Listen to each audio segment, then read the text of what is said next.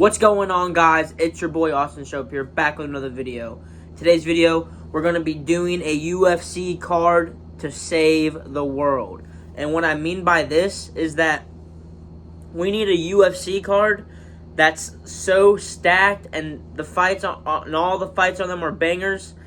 It's just, yeah, I get it. There's some fights coming up this summer that are like really good, but let's be honest. In the past few months, maybe even the past year, there's been good cards, but the outcome hasn't been really the best. There's fights that were canceled. Some of the fights didn't really end as it should, or none of the guys really put in a lot of effort into the fights. I don't know. To me, I just haven't really been impressed. So I came up with a hypothetical card that would, in my eyes, would be honestly one of the greatest cards I've ever seen in recent time. So we're gonna get right into this. Let me know which fight is your guys' favorite, which fight is the most realistic, and drop a like on this video. So we're gonna get right into this. So for the early prelims, I'm just gonna go through it real quick. I'm not really gonna explain the fights, and then we'll get into the prelim and main card.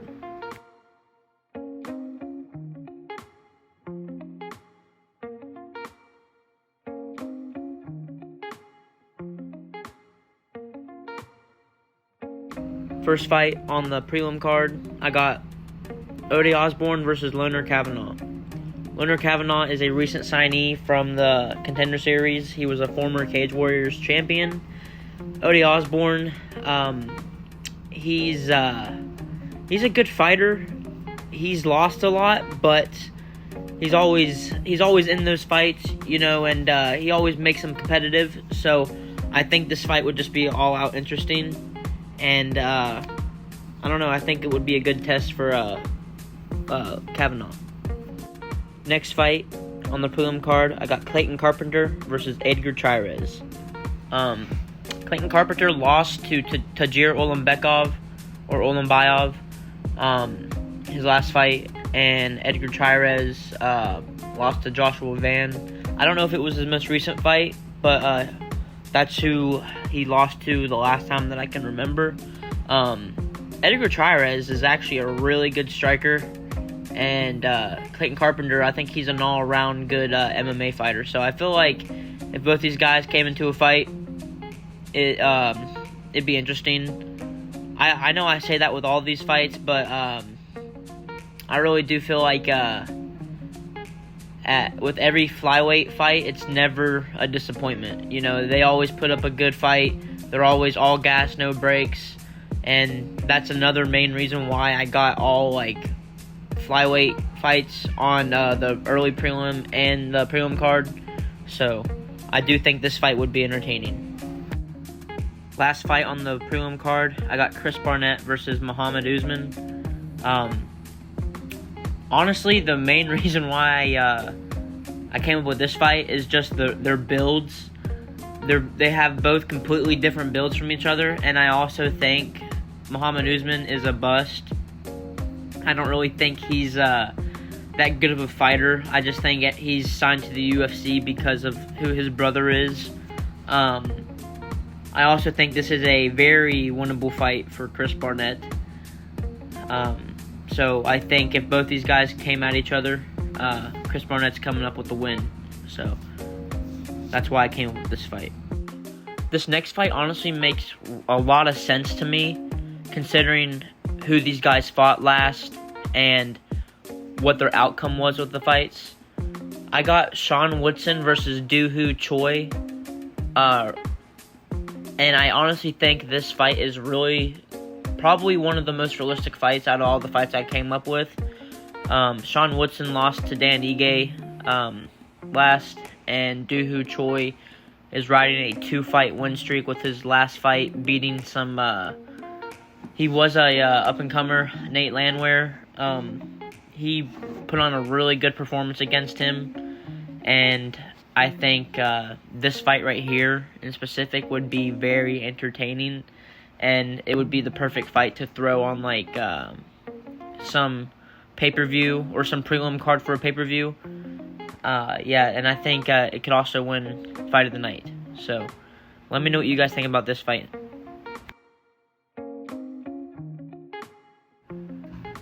Starting off with the main card, I got Aline Perez versus Ketlin Vieira. There's not really much to say about this. It just makes sense to me with the rankings. I honestly think it could be a winnable fight for Perez, and a big test for her too. So this would be a good fight to add for the first fight on the main card, especially if it's going to be a stacked one. I honestly don't know who would win this fight, considering that Gilbert Burns' downfall has really took a toll on him. I know Randy Brown isn't as big of a threat as his past two opponents, but whenever you fight guys like that back to back, it doesn't really help out you as an athlete, I guess. I don't know what I'm really trying to say. I just think I don't know who would win this fight in specific. I think it's a winnable fight for Randy Brown, but I also think it's a winnable fight for Gilbert Burns. But I think it would be a entertaining fight. I think it's random, but at the same time it makes sense in my mind. So let me know what you guys think about this fight. I kind of came up with this kind of quick, but it makes somewhat sense to me. Now for this fight, it was actually a call-out by Paddy Pimblett. Arman Tsarukyan, I guess he said that he wasn't going to fight him or whatever, but I still think it can very well happen, considering that Arman had a really good chance to win the belt against Islam and messed up that opportunity. So I think this fight right here is the most realistic. It makes a lot of sense, and it's already being talked about. So why not make it a 3-rounder on a main card for some stacked pay-per-view? I think this fight would be entertaining. I do believe Arman would win, but who knows, dude? Paddy's been proving everybody wrong, so let's see if he can do it against Arman. For this next fight, I got Sean O'Malley versus Corey Sandhagen. Now, this fight could happen. There's a really good chance. I know Sean O'Malley's scheduled to have his rematch against Merab. But hey, if O'Malley loses, then why not book him versus Corey Sandhagen? I've been wanting this fight to happen for the longest time, and I don't know why it didn't happen before he got the rematch against Merab. So I think this fight could still happen, and why not put it on some big pay-per-view? It would bring in a lot of money. It would bring a lot of fans' attention to the card. And overall, I think it would just be a really entertaining fight, considering that these guys' styles are they're not similar, but they're both stand-up guys, and they both like to strike. So I believe it would be a really entertaining fight. And of course, for the main event, I got John Jones versus Tom Aspinall. The reason why I put this as the main event is, one, everybody would go nuts if this was if this fight actually got announced. And two, it would be the perfect main event to put on a stacked main card, prelim card, and early prelim card. This would just be this is the cherry on top, you know? I've been waiting to see this fight forever.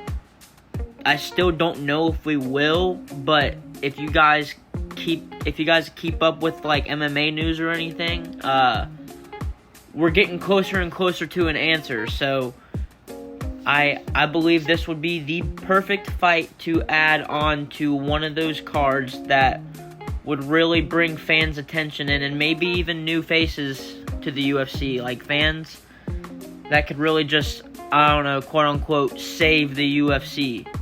Well, that's going to be it for this video, you guys. I hope you guys enjoyed the matchups. Let me know what you guys think about this video. Maybe I'll make it a series, depending on how many likes it gets or whatever. But Drop a like on this video if you enjoyed. Comment which matchup do you guys think is the best and most realistic matchup, like I said in the beginning. And I don't know, put those post notifications on so you don't miss anything. And I will be back with another video soon. So, peace, guys. That's all I got.